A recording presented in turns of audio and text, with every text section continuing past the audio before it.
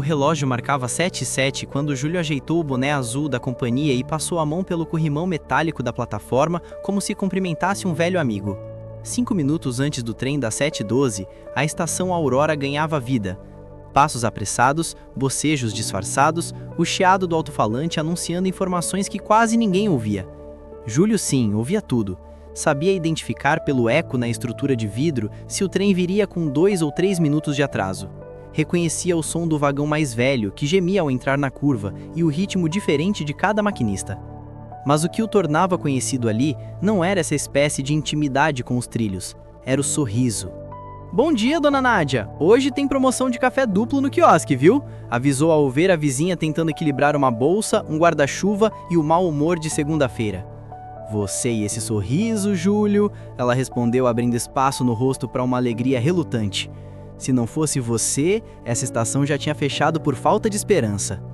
Ele riu, contrariando o pequeno espasmo no peito que sempre sentia quando alguém dizia algo assim, porque no fundo, sabia que aquele sorriso não era tão leve quanto parecia.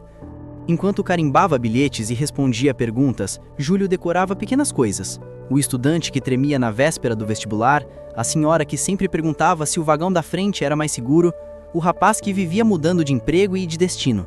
Guardava rostos, histórias como quem montava um mosaico silencioso. E entre um atendimento e outro, empurrava bem para o fundo da mente a imagem que voltava todas as noites. A irmã Marina, aos 17 anos, entrando num trem parecidíssimo com aquele, acenando com o celular na mão. "Depois te conto como foi o estágio", ela escrevera na última mensagem. Ele nunca chegou a saber. O acidente aconteceu em outra estação, numa madrugada de chuva pesada. Um erro de sinalização, uma composição desgovernada, um choque que virou manchete e estatística. O número de vítimas, a frieza dos relatórios, as entrevistas na televisão. E no meio disso tudo, a única coisa que Júlio conseguia pensar era: eu trabalho com trens, como eu não impedi? Desde então, a estação Aurora virou abrigo e penitência. Trabalhar ali era a forma que encontrara de continuar perto daquilo que o havia destruído. Como se vigiar trilhos fosse uma maneira de impedir que o mundo se repetisse. Naquela manhã, porém, algo quebrou a repetição. Enquanto o apito do trem se aproximava, uma moça apareceu correndo pela escada, o cabelo preso às pressas, uma pilha de pastas coloridas em uma mão e uma sacola plástica na outra. Cada degrau parecia alto demais para o tanto de sono e preocupação que ela carregava. As pastas escorregaram na metade do caminho. Júlio avançou quase por reflexo. "Se isso cair, a estação vai ficar colorida demais", comentou segurando a pilha a tempo. Ela parou, ofegante, o rosto iluminado por um par de olhos que, apesar das olheiras, ainda guardavam alguma maciez. "Meu Deus, obrigada! Acho que hoje o mundo acordou antes de mim." "Normal, tem dia que a gente só pega no tranco lá pelo terceiro café", ele respondeu ajustando as pastas. "Quer que eu leve até a porta do vagão?" Ela hesitou um instante, como quem não está acostumada a pedir ajuda, depois assentiu. "Por favor, se eu perder isso aqui, perco o emprego junto." "Então hoje é dia de salvar currículo", decretou Júlio. Ela riu. Aquela risada curta de quem não se permite muito barulho. Ele notou nela um cansaço conhecido, o tipo que não vem só da correria, mas de ter que ser forte o tempo todo. "Eu sou a Ana", apresentou-se já perto da linha. "Júlio, segundo vagão hoje está mais vazio", avisou como quem compartilha um segredo importante. Ela pegou as pastas de volta, agradecida. O trem chegou, as portas se abriram, o vapor quente escapou dos freios. Antes de entrar, Ana olhou de novo para ele. "Obrigada, Júlio, de verdade." Ele fez um gesto simples, o mesmo sorriso que oferecia a todos, mas por algum motivo sentiu como se aquele sorriso tivesse sido entregue com destinatário e tudo. Quando o trem sumiu na curva, deixando apenas o traço metálico no ar, Júlio respirou fundo.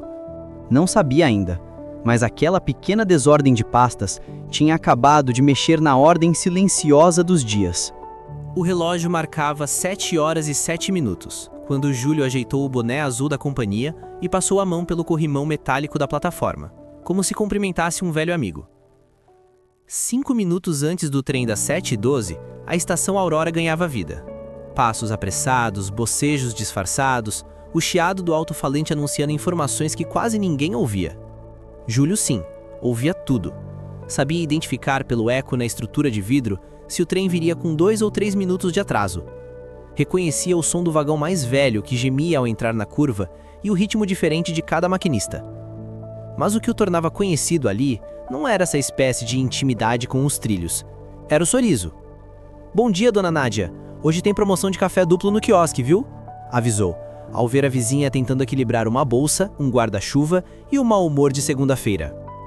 "Você e esse sorriso, Júlio", ela respondeu, abrindo espaço no rosto para uma alegria relutante. "Se não fosse você, essa estação já tinha fechado por falta de esperança." Ele riu, contrariando o pequeno espasmo no peito que sempre sentia quando alguém dizia algo assim. Porque, no fundo, sabia que aquele sorriso não era tão leve quanto parecia. Enquanto carimbava bilhetes e respondia a perguntas, Júlio decorava pequenas coisas. O estudante que tremia na véspera do vestibular, a senhora que sempre perguntava se o vagão da frente era mais seguro, o rapaz que vivia mudando de emprego e de destino. Guardava rostos e histórias como quem monta um mosaico silencioso. E entre um atendimento e outro, empurrava bem profundo da mente a imagem que voltava todas as noites. A irmã Marina, aos 17 anos, entrando num trem parecidíssimo com aquele, acenando com o celular na mão. "Depois te conto como foi o estágio", ela escrevera na última mensagem. Ele nunca chegou a saber. O acidente aconteceu em outra estação, numa madrugada de chuva pesada. Um erro de sinalização, uma composição desgovernada, um choque que virou manchete e estatística. O número de vítimas, a frieza dos relatórios, as entrevistas na televisão. E no meio disso tudo, a única coisa que Júlio conseguia pensar era: eu trabalho com trens, como eu não impedi? Desde então, a estação Aurora virou abrigo e penitência. Trabalhar ali era a forma que encontrara de continuar perto daquilo que o havia destruído, como se vigiar trilhos fosse uma maneira de impedir que o mundo se repetisse. Naquela manhã, porém, algo quebrou a repetição. Enquanto o apito do trem se aproximava, uma moça apareceu correndo pela escada, o cabelo preso às pressas, uma pilha de pastas coloridas em uma mão e uma sacola plástica na outra. Cada degrau parecia alto demais para o tanto de sono e preocupação que ela carregava. As pastas escorregaram na metade do caminho. Júlia avançou quase por reflexo. "Se isso cair, a estação vai ficar colorida demais", comentou, segurando a pilha a tempo. "Meu Deus, obrigada", ela disse, rindo de si mesma. "Acho que hoje o mundo acordou antes de mim." "Normal. Tem dia que a gente só pega no tranco lá pelo terceiro café", ele respondeu, ajustando as pastas. "Quer que eu leve até a porta do vagão?" Ela hesitou um instante, como quem não está acostumada a pedir ajuda. Depois assentiu. "Por favor, se eu perder isso aqui, perco o emprego junto." "Então hoje é dia de salvar currículo", decretou Júlio. Ela riu, aquela risada curta de quem não se permite muito barulho. Ele notou nela um cansaço conhecido, o tipo que não vem só da correria, mas de ter que ser forte o tempo todo. "Eu sou a Ana", apresentou-se, já perto da linha.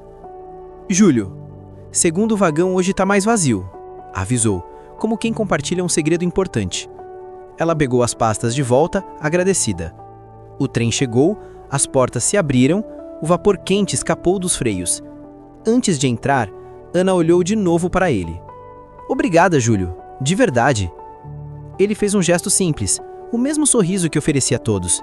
Mas por algum motivo, sentiu que aquele sorriso tivesse sido entregue com o destinatário e tudo. Quando o trem sumiu na curva, deixando apenas o rastro metálico no ar, Júlio respirou fundo. Não sabia ainda, mas aquela pequena desordem de pastas acabava de mexer na ordem silenciosa dos dias. Os dias seguintes foram estranhos. Sem o trabalho, Ana passou a frequentar a estação Aurora em horários improváveis. Fim de manhã, meio da tarde, começo da noite. Chegava com o notebook numa mochila velha e se instalava em um canto perto da janela, onde o Wi-Fi emprestado da bilheteria alcançava. "Tô procurando vaga", explicou na primeira vez, envergonhada. "Se eu ficar em casa, minha mãe fica andando atrás de mim perguntando se eu já comi, se eu já dormi, se eu já desesperei." Júlio sorriu. "A gente pode providenciar o café e o desespero, o resto você completa." Com o tempo, outros funcionários começaram a notar a presença constante dela. Paulinho, do quiosque, passou a separar um pão de queijo para a moça da planta. Dona Cida, da limpeza, perguntava das entrevistas de emprego. Até o segurança, homem sisudo, começou a cumprimentá-la com um aceno, que para os padrões dele era quase um abraço. A estação parecia a mais viva. Numa tarde de chuva fina, a plataforma estava quase vazia. Júlio, sem passageiros para orientar, organizava folhetos no balcão quando percebeu Ana de testa encostada no notebook fechado. "Deu tela azul na vida?" perguntou ele, se aproximando. Ela ergueu o rosto, os olhos úmidos. "Recebi o 10º, ainda não é o perfil que procuramos", contou. "Às vezes eu acho que o problema sou eu, que não tem perfil para mim em lugar nenhum." Júlio se sentou no banco em frente a ela, apoiando os cotovelos nos joelhos. "Sabe o que eu aprendi nesses anos todos aqui?" perguntou. "Que ninguém é estação final. A gente é, no máximo, parada de conexão." "Profundo", ela comentou, com um sorriso triste. "E onde você aprendeu a falar assim?" Ele hesitou. Não costumava abrir portas para o próprio passado. "Aqui mesmo, tentando entender por que um trem que minha irmã pegou não chegou inteiro ao destino." Ana demorou um segundo para processar. "Sua irmã?" "Marina." O nome ainda raspava na garganta. "Eu trabalhava com outra coisa em escritório. Depois do acidente não consegui mais. Vim pra cá. Acho que de algum jeito eu queria ficar de guarda na beira dos trilhos." O barulho distante de um trem preencheu o silêncio que se seguiu. Ana o encarou com uma delicadeza que ele não estava acostumado a receber. "E é por isso que você virou esse cara que salva manhãs de todo mundo?" perguntou num tom que misturava admiração e tristeza. Ele riu, sem humor. "É por isso que eu descobri que quando a gente sente que não pôde salvar quem amava, tenta salvar o mundo inteiro para compensar." Ana fechou o notebook, empurrando para o lado. "Então deixa eu fazer uma coisa por você também", disse. "Você não precisa ser o herói o tempo todo, Júlio." As palavras o pegaram de surpresa. Ele, que estava acostumado a ouvir desabafos, não a ser o alvo de cuidados, procurou uma piada, qualquer coisa que desviasse o olhar. Não encontrou. "Se eu sorrir de novo, a estação desaba", murmurou. "A estação não", inclinou o corpo para a frente, insistente. "Mas você cansa. E ninguém merece carregar uma estação inteira nas costas." O chiado do alto-falante anunciou um trem aproximando. Júlio levantou-se automático, como quem atende a um chamado antigo. "Volto já", avisou, puxando o boné para frente. Ao vê-lo se afastar, Ana teve a nítida impressão de que aquele homem, que parecia tão sólido quanto os trilhos, na verdade caminhava sobre uma estrutura delicada, sustentada por fios invisíveis de gentileza. Foi ali, naquele fim de tarde chuvoso, que ela decidiu uma coisa silenciosa. Se um dia tivesse a chance, ajudaria Júlio a descansar um pouco daquele papel de guardião do mundo. Mas naquela manhã, algo quebrou a repetição. Enquanto o apito do trem se aproximava, uma moça apareceu correndo pela escada, o cabelo preso às pressas, uma pilha de pastas coloridas em uma mão e uma sacola plástica na outra. Cada degrau parecia alto demais para o tanto de sono e preocupação que ela carregava. As pastas escorregaram na metade do caminho. Júlio avançou quase por reflexo. "Se isso cair, a estação vai ficar colorida demais", comentou, segurando a pilha a tempo. Ela parou, ofegante, o rosto iluminado por um par de olhos que, apesar das olheiras, ainda guardavam alguma maciez. "Meu Deus, obrigada", disse rindo de si mesma. "Acho que hoje o mundo acordou antes de mim." "Normal, tem dia que a gente só pega no tranco lá pelo terceiro café", respondeu ajustando as pastas. "Quer que eu leve até a porta do vagão?" Ela hesitou um instante, como quem não está acostumada a pedir ajuda, depois assentiu. "Por favor, se eu perder isso aqui, perco o emprego junto." "Então, hoje é dia de salvar currículo", decretou Júlio. Ela riu, aquela risada curta de quem não se permite muito barulho. Ele notou nela um cansaço conhecido, o tipo que não vem só da correria, mas de ter que ser forte o tempo todo. "Eu sou a Ana", apresentou-se, já perto da linha. "Júlio, segundo o vagão hoje tá mais vazio", avisou, como quem compartilha um segredo importante.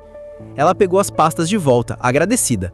O trem chegou, as portas se abriram, o vapor quente escapou dos freios. Antes de entrar, Ana olhou de novo para ele. "Obrigada, Júlio, de verdade." Ele fez um gesto simples, o mesmo sorriso que oferecia a todos, mas por algum motivo sentiu como se aquele sorriso tivesse sido entregue com o destinatário e tudo. Quando o trem sumiu na curva, deixando só o rastro metálico no ar, Júlio respirou fundo. Não sabia ainda, mas aquela pequena desordem de pastas acabava de mexer na ordem silenciosa dos dias. O dia em que o passado ameaçou se repetir começou com garoa e mau pressentimento. Logo cedo, um aviso chegou pelo rádio. problemas de energia na linha principal, composições acumuladas, horários bagunçados. Júlio redistribuiu folhetos, orientou passageiros, acalmou gente irritada. Nada que ele já não tivesse feito outras vezes. Até que, perto das 7h30, um som diferente cortou o ar. Não era o ruído ritmado de sempre. Era um grito metálico, uma vibração irregular que fez o chão tremer de um jeito estranho. Júlio, que sabia ouvir trens como quem lê um rosto, sentiu o corpo inteiro enrijecer. Ana acabara de subir as escadas da plataforma, o vaso da planta já crescido nas mãos, o casaco pingando. "Júlio, eu..." começou animada. "Passei para a segunda fase numa vaga da clínica infantil. A frase ficou pela metade. O olhar dela seguiu o dele, em direção à curva depois da estação. O trem que se aproximava vinha rápido demais. O rádio do funcionário da manutenção chiou, histérico. Júlio correu até ele. "O que está acontecendo?" "Problema na sinalização da estação anterior", veio a voz truncada. "O maquinista está tentando frear, mas..." A lembrança do acidente antigo voltou em forma de cheiro. Ferro molhado, diesel, chuva. Júlio sentiu as mãos suarem, a garganta fechar. Era como estar de novo na outra estação, cercado de sirenes, ouvindo "não tinha nada que você pudesse fazer". Dessa vez, porém, havia algo. Havia uma plataforma cheia. Por um instante ele quase congelou, mas a voz de Ana, dias antes, pareceu atravessar o pânico. "Você não precisa ser herói o tempo todo." Curiosamente, foi isso que lhe deu coragem de agir, não como o herói perfeito, mas como o homem apavorado, que ainda assim escolhe se mover. "Todo mundo, por favor, afastem-se da linha", gritou com a voz amplificada pelo alto-falante. "Atrás da faixa amarela, segurem nas colunas, nada de celular perto da borda." Alguns obedeceram de imediato. Outros ficaram confusos, tentando entender. Ana entrou em ação sem pensar. Colocou o vaso da planta em cima de um banco e foi de pessoa em pessoa, puxando braços, repetindo: "É sério, gente, recua. O trem tá com problema, faz o que ele tá falando."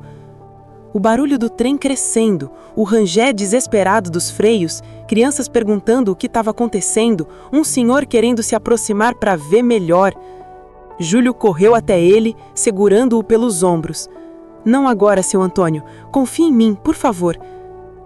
Os segundos seguintes pareceram longos demais para caber no relógio. O trem apareceu na curva, os vagões sacudindo, faíscas escapando das rodas. Júlio sentiu o chão vibrar sob os pés, o eco de um passado que teimava em voltar. "Dessa vez não", pensou quase em voz alta. O maquinista do outro lado lutava com a alavanca de freio. O trem foi perdendo velocidade aos solavancos, até parar metros antes do ponto habitual. Um dos vagões parou mais à frente, desalinhado, mas ainda nos trilhos. Por um momento, ninguém respirou.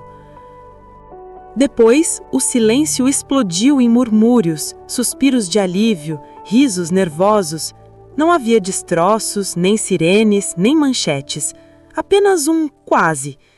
Júlio, no entanto, sentiu as pernas fraquejarem como se tivesse corrido uma maratona. Encostou-se no corrimão, tentando controlar o tremor nas mãos. Ana correu até ele. "Ei", chamou suave, "olha para mim." Ele obedeceu, e nos olhos dela encontrou algo que não via há muito tempo. Um lugar seguro para pousar. "Você está aqui", ela disse, como quem afirma um fato importante. "Não é aquele dia. Você está aqui, Júlio, com a gente." Ele inspirou fundo. 1, 2 vezes. Percebeu que, ao contrário daquela noite de chuva de anos atrás, agora havia braços ao alcance, pessoas que o ouviam, um nome que o chamava. "Eu achei que fosse acontecer tudo de novo, que eu ia perder mais alguém", confessou, sem máscara. Ana franziu o senho com ternura. "Hoje você ajudou a não perder ninguém, inclusive você mesmo." O maquinista desceu, suando, pedindo desculpas pelo susto. Técnicos alinharam o trem, retiraram-no com cuidado. A vida, teimosa, começou a voltar ao normal. Mas algo na estação Aurora tinha mudado para sempre. Semanas depois do quase acidente, quem chegava à estação Aurora percebia detalhes novos.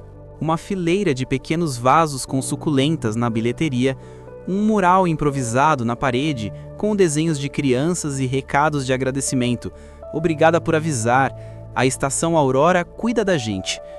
Uma faixa discreta lembrando as normas de segurança, escrita em letras claras, mas acolhedoras. No meio disso tudo, Júlio parecia diferente. Ainda sorria, ainda dava bom dia pelo nome, ainda indicava o melhor vagão conforme o humor do dia. Mas agora, quando alguém perguntava por que ele trabalhava ali, às vezes respondia com honestidade. Porque um dia eu perdi alguém num trilho, e hoje eu tento garantir que ninguém esqueça que esse lugar é sério, mas também pode ser bonito.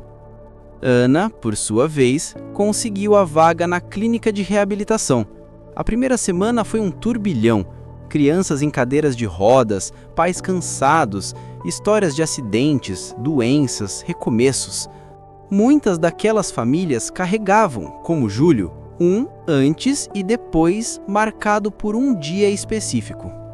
Ela descobriu que tinha um talento inesperado para ouvir e para transformar exercícios em pequenas brincadeiras.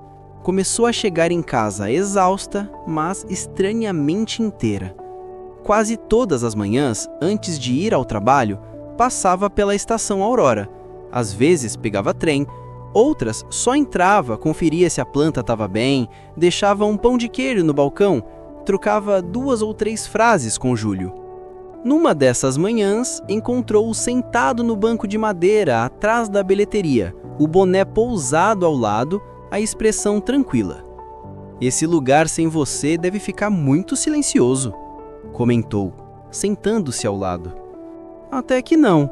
A cidade não cala, mesmo quando a gente tenta." Ficaram um instante apenas ouvindo o som dos trens passando ao longe, os passos no saguão, o eco de uma risada infantil perdida. "Sabe o que eu percebi ontem?" Júlio começou. "Eu estava tanto tempo tentando impedir que o passado se repetisse, que quase impediu o futuro de chegar." Ana virou o corpo para encará-lo. "E agora?" Ele deu de ombros, um gesto tímido. "Agora eu tô começando a achar que posso deixar algumas coisas chegarem. Pessoas, por exemplo." Os olhos dela amoleceram. "Algumas pessoas são como trens. Passam uma vez e pronto. Mas outras são tipo estação." "Como assim?" "Elas ficam. Mesmo quando o trem já foi, mesmo quando o dia foi ruim. A gente sabe que, se voltar, elas estão ali." Júlio encarou o rosto dela com um cuidado novo, como se observasse uma paisagem que sempre vira de passagem, mas nunca parara para apreciar. "Você trouxe flores para essa estação", disse. "Literalmente. E do outro jeito também." Ana corou de leve, rindo. "Não fiz nada demais." "Fez sim." Eu respirei fundo, escolhendo as palavras. "No dia do quase acidente, se você não tivesse corrido, talvez alguém tivesse ficado na beirada. E se você não tivesse voltado aqui tantas vezes, talvez eu ainda tivesse fingindo que estava tudo bem." Ela brincou com a borda do vaso, agora firme, com folhas novas apontando em várias direções. "Você me ajudou a não desmoronar quando perdi o emprego", lembrou. "Cada bom dia seu me dava vontade de tentar de novo. Acho justo que eu fique por perto quando é você quem está precisando de apoio." Por um momento, não disseram nada. Havia no ar aquela espécie de silêncio que não pede explicações. "Ana", Júlio começou, o coração acelerado de um jeito bom. "Se um dia você cansar de ser só passageira aqui, a estação tem um banco sobrando para a gente dividir o fim do dia. Sempre." Ela entendeu o que não estava dito. Entrelaçou os dedos nos dele, com naturalidade. Eu não me sinto mais passageira, Júlio, respondeu suave. Eu me sinto em casa. Lá na frente, um trem passou devagar, o som dos trilhos agora familiar, quase confortante. A luz da tarde atravessou o vidro da cobertura e caiu exatamente sobre os dois, no banco de madeira. Naquele pedaço de claridade, Estação Aurora deixava de ser apenas um lugar de partidas e chegadas. Tornava-se o cenário de uma escolha, a de continuar apesar das perdas, de cuidar apesar das cicatrizes, de sorrir não para esconder, mas para compartilhar. E se alguém perguntasse, anos depois, por que aquele lugar era tão conhecido pelos vasos de flores, pelos desenhos coloridos no muro e pelas histórias boas contadas entre um trem e outro, ouviria sempre alguma versão de uma mesma resposta. Porque um dia, o sorriso de um homem salvou mais do que uma plataforma. Salvou a si mesmo, quando permitiu que outra pessoa se aproximasse. E a partir daí, nenhuma estação foi a mesma.